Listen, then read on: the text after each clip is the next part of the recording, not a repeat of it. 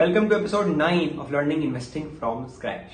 Last class में समझा था ट्रेडिंग वर्सेस इन्वेस्टिंग क्या होती है, आपको क्या करना चाहिए।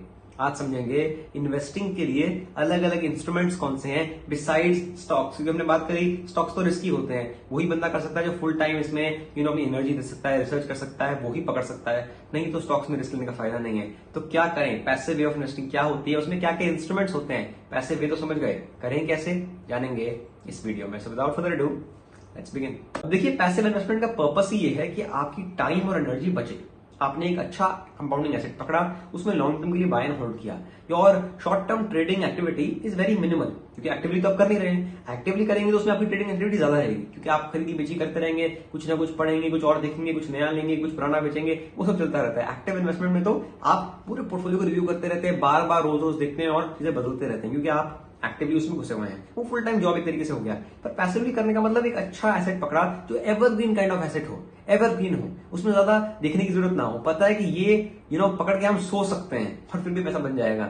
वो चीज होती है पैसिव। चाहे 2 रुपए कम बनेंगे जरूर, और आपका टाइम एंड एनर्जी बचेगा। अब ऐसे इंस्ट्रूमेंट्स कौन से होते हैं, ये एवरग्रीन एसेट्स कौन से होते हैं जिनको पकड़ सकते हैं, जो लॉन्ग टर्म के लिए अच्छे बाय एंड होल्ड होते हैं। पैसिवली इन्वेस्टमेंट जो हम करते हैं, वो इंस्ट्रूमेंट होते क्या है, क्या कहते हैं उनको, और कैसे इन्वेस्ट करते हैं, जानते हैं अभी क्या अभी। वेल, इनको हम कहते हैं इंडेक्स या ऑल्सो सेक्टोरल इंडाइसेस आ चुके हैं आजकल, जो थोड़ा नई चीज है। मैं आपको अभी समझाता हूं। पहले तो इंडेक्स क्या होता है, व्हाट इज एन इंडेक्स।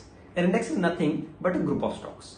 मतलब कि आप समझिए एक स्टॉक्स का ग्रुप बना दिया, क्योंकि 7,000 8,000 कंपनीज है। अब आप कैसे फिगर आउट करेंगे कौन सी कंपनी क्या कर रही है, कौन सी कंपनी कितनी बड़ी है, कौन सी कितनी छोटी है, क्या साइज है, क्या नहीं है, क्या नेचर ऑफ द स्टॉक है, क्या नहीं है।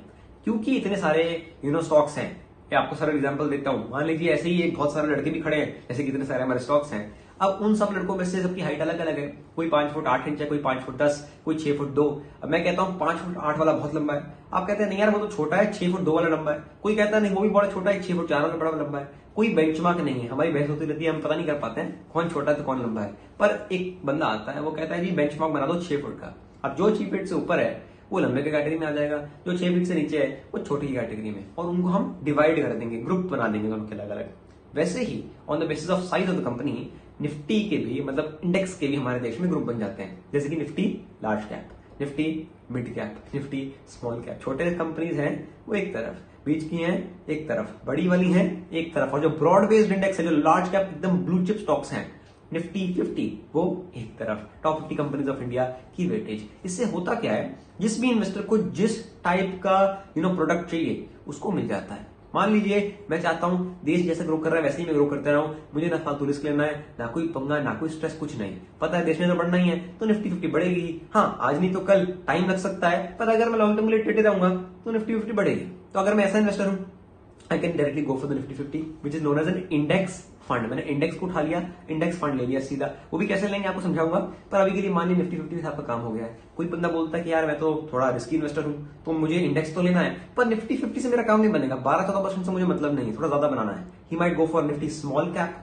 जो है तो निफ्टी ही, पर स्मॉल कैप स्टॉक्स की निफ्टी है। स्मॉल कैप स्टॉक्स सारे उसमें कॉन्स्टिट्यूएंट्स हैं। अब अगेन वो भी एक इंडेक्स है, पर थोड़ा रिस्की वाला इंडेक्स है, क्योंकि उसमें छोटे स्टॉक्स हैं तो थोड़े तेज चलेंगे, थोड़े वॉलेटाइल ज्यादा होंगे। So according to the investors need अलग अलग प्रोडक्ट्स यहाँ पे बने हुए हैं, अलग अलग इंडेक्स बने हुए हैं। ऑल्सो मैंने एक वीडियो की शुरुआत में सेक्टोरल इंडाइसेस नाम के टर्म बोला था। सेक्टोरल इंडाइसेस, सेक्टोरल सेक्टर्स के अलग अलग इंडेक्स। हर एक सेक्टर का भी आजकल एक इंडेक्स बन चुका है, और इनफैक्ट काफी नए नए सेक्टर्स भी इंट्रोड्यूस हो गए हैं। आप समझिए एक बात को, इंडिया में करीबन ऐसा कहते हैं 70 से 72 इंडस्ट्रीज हैं। अब सबकी रिसर्च अलग अलग हो सकती है, कोई किसी को इंडस्ट्री मानता है, कोई नहीं, बट अप्रोक्सीमेट आप पकड़ के चलिए 70 से 72 इंडस्ट्रीज इंडिया में मानते हैं। अब ये इंडस्ट्री जो है अलग अलग अगेन डिवाइड हुई हुई है, अलग अलग कैटेगरीज बनी हुई है। बैंकिंग इंडस्ट्री एक तरफ, ऑटो एक तरफ, फार्मा एक तरफ, एनबीएफसी एक तरफ, कैपिटल मार्केट एक तरफ। अगर मुझे एक पर्टिकुलर इंडस्ट्री या सेक्टर पे प्ले करना है तो मैं कैसे करूं, क्योंकि अगेन बात वही आती है कि स्टॉक्स तो बहुत सारे हो जाते हैं और समझ नहीं आता है कौन सा पिक करना है कौन सा नहीं। या अगर आप एक ही कंपनी में बेट करते हैं उस सेक्टर में से और वो ना चले या कोई गलती हो जाए, दिक्कत हो सकती है। इसीलिए तो हम पैसा इन्वेस्टिंग सीख रहे हैं कि हमारा रिस्क कम हो पर फिर भी पैसा बन पाए।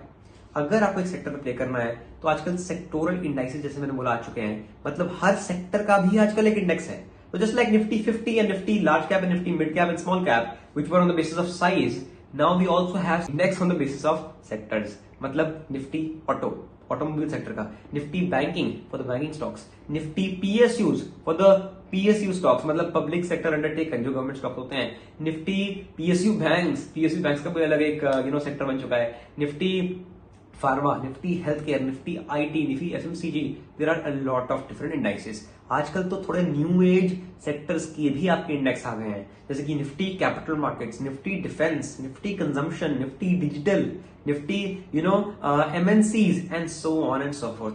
बहुत सारे इंडाइसेस हैं, अलग अलग सेक्टर भी आप प्ले कर सकते हैं। अब क्वेश्चन सारा यहीं पे आता है, आपने सब कुछ समझा दिया, ठीक है बॉस, क्या होता है इंडेक्स समझ गए, ग्रुपिंग क्यों होती है, कैसे होती है, सेक्टर के बेसिस पे, साइज के बेसिस पे, सब समझ गए। अब अगर खरीदना चाहें तो कैसे खरीद सकते हैं, क्योंकि आपको पता होगा कि डायरेक्टली तो आप निफ्टी खरीद नहीं सकते हैं। अब निफ्टी अगर मानो as I record the video today चल रही है करीबन 24,800 के करीब, अब 24,800 रुपए दे के आप सीधे निफ्टी थोड़ी ना खरीद सकते हैं। वो तो फ्यूचर्स एंड ऑप्शंस में होता है, जो डेरिवेटिव मार्केट होती है, वो तो हमें करना नहीं, वो तो बहुत रिस्की चीज है। हम तो डिलीवरी वाले लॉन्ग टर्म वाले इन्वेस्टर हैं। कैसे निफ्टी को खरीदे लॉन्ग टर्म के लिए, इसके लिए एक इंस्ट्रूमेंट होता है जिसको हम कहते हैं ETF.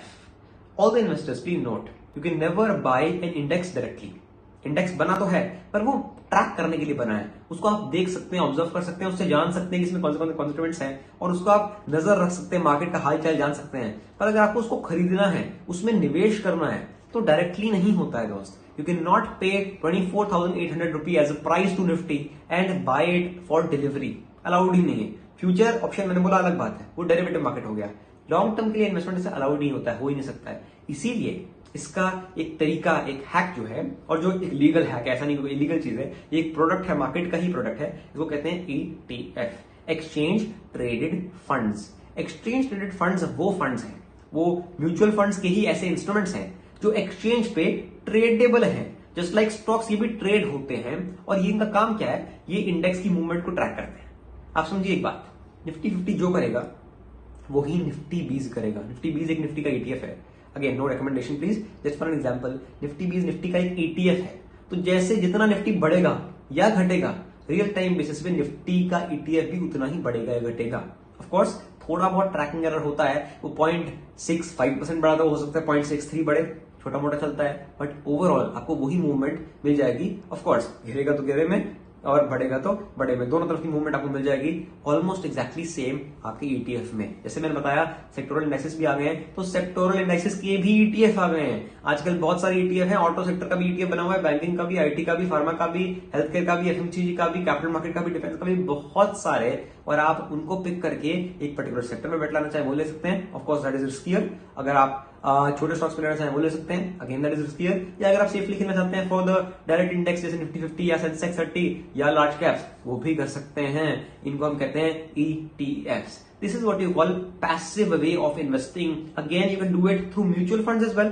But again, काम तो वो भी करेगा कि आप डायरेक्टली ETF में लगा देंगे, वो म्यूचुअल फंड आपका पैसा उठा किस में लगाएगा।